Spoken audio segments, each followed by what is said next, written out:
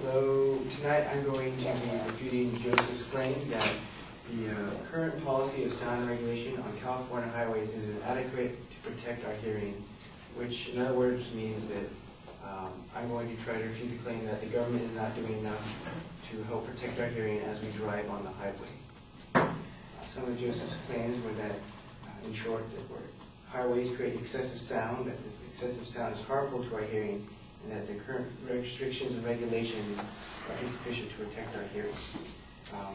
I'm going to present the fact that highways do not create excessive sound, which will therefore disprove or discredit the rest of his claims.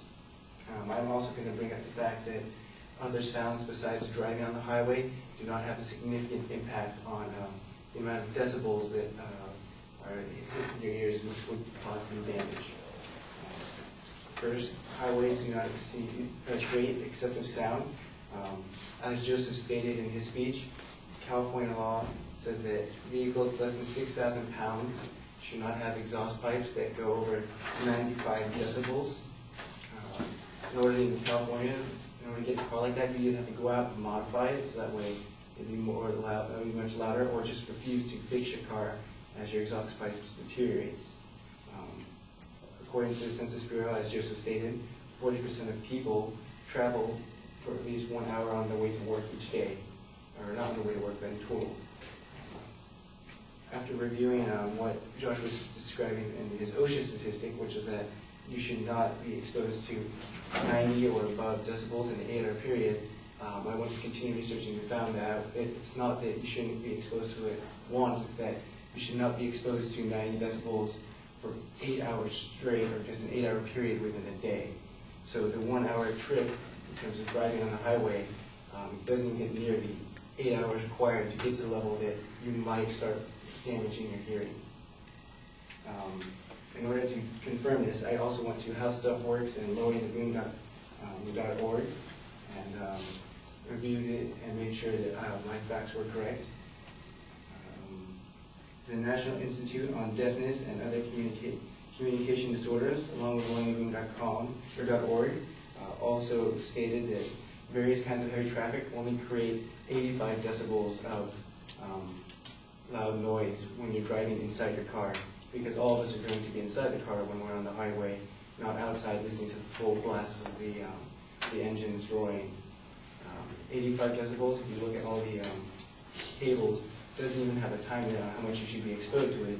It's just you shouldn't be exposed to it for a prolonged period of time, which would be beyond 8 hours. And unless you're making a long trip across the country, you should be fine. I mean, unless you're driving for 8 hours straight. Let's see.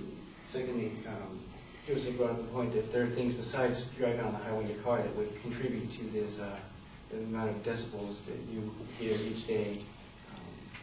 And so I went and looked up a few different common things that we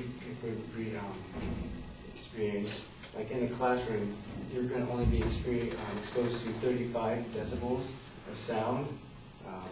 In like a neighborhood, while it's in the daytime, you're looking at 55 decibels, and even in a hospital when it's crowded and all the rush is going on, you're only looking at 45 decibels. So that combined with whatever time you're in the car doesn't get near the limit to the point where you might start losing some of your hearing. Since the first claim was pretty much was just the first part of a chain argument, that's all I got. Since you're driving, you're not going to be driving all day long, and since OSHA says that 90 decibels straight for 8 hours is what the limit is, and not just 90 hours once, or 90 decibels once in an 8-hour period. The fact that this sound, since it's not creating excessive sound, it's not going to harm our hearing, and then therefore our regulations on California sound on the highway is therefore adequate. Thank you for your time.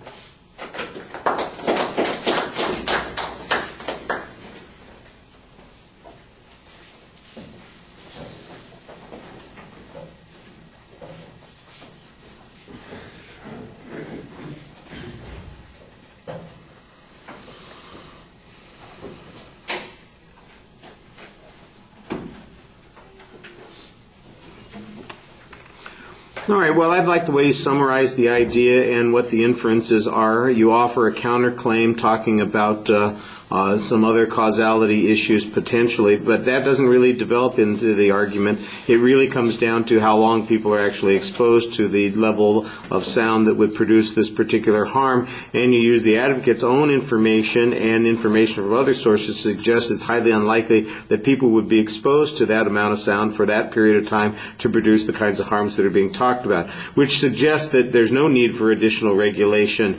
And even you suggest some other possible combinations where maybe in combination with other sounds that you could produce these harms, you again tend to minimize the likelihood that this is going to happen.